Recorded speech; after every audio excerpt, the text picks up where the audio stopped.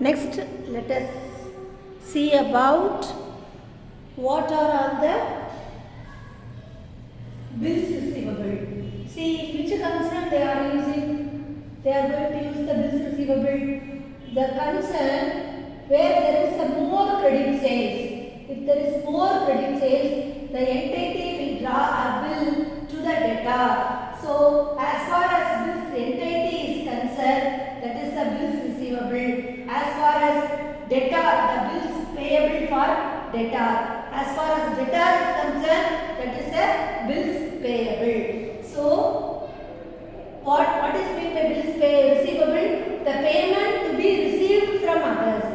We have sold the goods on credit. So, as far as to be a concerned business proprietor, we will tell those who are made credit sales that party we call it as a debtor. So, as far as debtor is concerned, that is a bills payable. As far as the entity is concerned, it is a bills receivable. So, the bills receivable is drawn on debtor.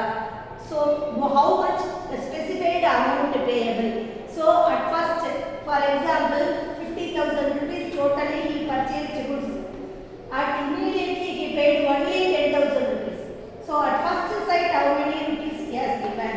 So, remaining how many rupees? 40,000 rupees. That remaining rupees, after how many periods? In that bills receivable, we are going to specify after which period he is going to give the settle the amount. So, the format of bills receivable is date of receipt of bill. So, which date we have sold the goods? It is a receipt of bill. From whom bill is received? From whom the bill is going to receive? Term of the bill. How many months? 2 months or 3 months? Everything. Due date of the bill. Exact date. See, for example, 1st July you have given the made the sales. So that is the date of receipt. Then from whom the bill is received? Party's name. Rama, Sita, the particular party's name. Term of bill. Term how many months? 30 days or 60 days or 2 months or 3 months. We have to specify the terms. And then exact due date. Which date it is coming. That date also want to mention in the bills receivable format. So, bills receivable format, who will use this bills receivable? Means a concern is maintaining a large number of sales, large number of credit sales. That particular concern, they will maintain the bills receivable book. Separate person will be there to maintain the bills receivable book. See, so many very big concerns, they will appoint the bills receivable. What they will do? They will collect, mainly they will concentrate on bills receivable alone. Then amount of bill, how many amount they are settled, still remaining how many amount is there. That also should be mentioned in the format. Then remarks. If suppose the bill is dishonored, that also will be included in the remarks. Then next let us move on to bills payable. What is meant by bills payable? That is the name of them. When we will maintain the bills payable, where there is a lot of credit purchase. See, as far as we are concerned, if we purchase the goods from credit, we will maintain the bills payable book. So, to whom we have to give the money. And then, what is the term of bill? What is the term of bill means? After how many months we will settle the amount. So, what is the due date of it? Exact due date of the bill. And LF column. Ledger folio, this particular credit task, which page will be there. Then amount of the amount. What is how many amount want to remind? Pay. Then remarks. So everything will be in the bills payable book. That also we will maintain in the all the very big business, big concerns. Let us move on to bills payable. See, in the bills payable format, the date of acceptance of the bill. Which date we have accepted, that is, which date we have purchased, that date will be the acceptance. To whom we have acceptance is given. The party's name and then term of bill. Due date. What is the due date of the bill? Exact date of the bill. Then LF column, amount of the bill, remarks. So the name of a parties whose bill are accepted, that will be included in the bills payable book. And then individual account. See, bills payable means he is going to receive the money, isn't it? The party is going to receive the money, so that we are going to debit the concerned party account in the bills payable book. Then who will maintain the bills payable? Or whenever we are purchasing the credit purchase will be maintained by bills payable book. Then the entity accept the bills payable, suppliers or creditors. Then bills payable for entity. What are all the creditors? What are all the amounts want to give? That is, as far as entity is concerned, that is a bills payable. So when there is a large number of transactions, definitely we will maintain a separate book called bills payable book. It should be maintained. Now let us see how there is a, in your book, page number 117, there is a preparation of bills receivable and bills payable is explained through the following example. I will read out the sum and say explain the sum first. Here in that example, they have mingled both the bills receivable and bills payable. We are going to separate which will come under the bills receivable and which will come under the bills payable. Let us see now. By reading the transaction, we have to understand what are all the items will come under bills receivable, what are all the items will come under the bills payable. So 2017 July 1, acceptance received from Nirmala, rupees 5,000 payable after 3 months. Acceptance received from Nirmala. So Nirmala is a debtor for us. He sold goods to Nirmala. Have you clear, girls? So that should be coming under the bills receivable book. So you know already the format of bills receivable: date, from whom the bills want to receive, term, due date, exact due date, and then LF column, amount and remarks. So July 1st, Nirmala, from whom we received Nirmala, from whom we received the acceptance, from the Nirmala. How many period? For 3 months. What is the amount? So July 1st is there, we sold goods to Nirmala. So July 1st, August 1st, September 1st, then October 1st also over. 2, 3. October 1, 2, 3, 4. 3 days is a grace days. October 4 is a due date. That particular October 4, Nirmala want to settle the amount to that particular party. That is called bills receivable. So like this only we have to calculate the due date and days of grace. Then July 31st, we sold goods to Faisal. See the exam sum. July 31st, accepted received from Faisal for rupees 1,000 payable after 60 days. So acceptance we received. I have told now. You can imagine, you can recollect the specimen of bill of exchange. So who is receiving the acceptance? Who is going to pay the amount? That person is going to give the acceptance. As far as we are concerned, it is a bills receivable.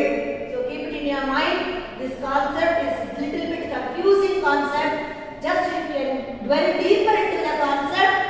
You can listen carefully. It is very easy. So July 31st, Faisal, we sold goods on credit. 60 days time he asked. What is the exact date? July 31st, August 31st, September 1. September 31st also, August 31st over. July, August, September over, isn't it? So, October 1st is the why? See, as per the actually, October 2 want to come, isn't it? Since October 2 is a Gandhi Jayanti, public holiday. In case of public holiday, the maturity bill should be read out in the preceding day. Preceding day means the previous day. We should settle the money. That is the mandatory. That negotiable instrument act itself say the instruction. In that negotiable instrument act, it instructions. So how many amount? 1000 rupees. Then next come to the next transaction. July 20, acceptance given to Shailaja. We have given acceptance to Shailaja. So as far as we are concerned, that is a bills payable. If we give acceptance means that is a bills payable. If we receive acceptance means that is a bills receivable. Keep it in your mind, girls. Don't forget. Then July 31st, acceptance received from Fasil we have seen.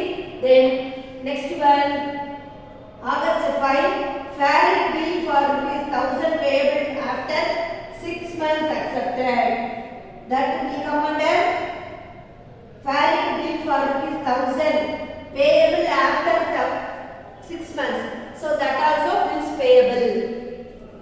Then August 11, Mohan acceptance for 700 payable after 90 days.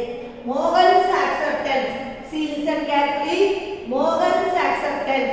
So as far as Mohan we are concerned, we sold goods to Mohan on credit. So that it will come under bills receivable. So August 11, how many days? 3 months, 90 days. August 11, September 11, October 11. August 11 to September 11, 1 month. September 11 to October 11, 2 months. October 11 to November 11, 3 months. After that, so November 12 is the due date. So here days of days they won't give, isn't it? So 700 rupees. Then come to here. August 11, listen once again. August 11, September 11, 1 month, isn't it? 30 days. Then October 11, 2 months. November 11, isn't it? So, what is the date? So here, they won't give the grace days. Few person will give grace days, few person will not give grace days. So here they won't calculate the grace days. Without calculating the grace days, in your book they have given. So there is a case maybe, suppose they will give grace days or they will not give grace days. Then bills receivable book we have seen. Total how many receivable? Total how many amount want received from debtors? 6,700. Then let us move on to bills payable book. What is the format? From this sum let us know date, to whom bill is accepted, term, due date. Here from whom received. From whom we have received the bill. That is the only variation. Remaining things everything same. So term, how many terms, months. Then due date, exact date. Then LF, ledger folio, amount, remarks. So here listen, I have read out the 5 transactions. In that July 31st, July 20 you can see acceptance given to Shailaja bills. Shailaja's bill for ₹3,000 payable after 3 months, isn't it? So July 20 we purchased from Shailaja. So she is a creditor for us. We want to settle the amount to her. So July 20, August 20, September 20, July, so 3 months. July 20 to August 20, 1 month, isn't it? So September 20, 2 months. October 20, that is a 3 months bill, isn't it? 3 months bill. So which is the calculation? October 23, isn't it? October 20 is the last day. 3 days grace days they have given. So October 23 is the last day. We have to settle the amount. That is the due date. Then due date means that particular day we have to meet out the bill. We have to settle the amount. August 5. August 5, what is the transaction? Faris bill for ₹1,000 payable. Faris bill. 6 months time we have asked to settle the Faris. So August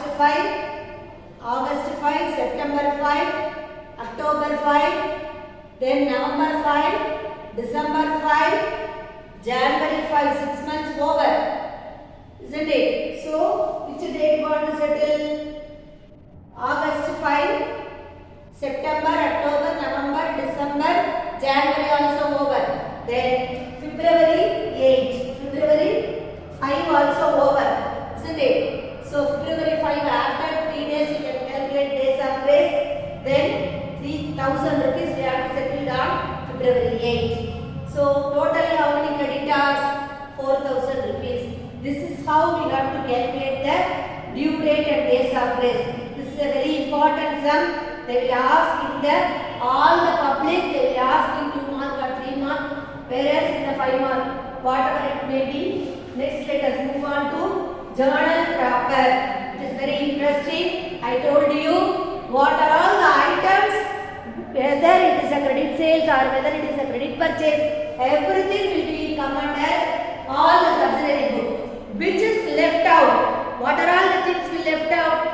Any sales, any credit sales of asset, any credit purchase of asset, or any miscellaneous expenses, or any closing entry, opening entry, everything will be coming under the journal proper. So let us learn about journal proper.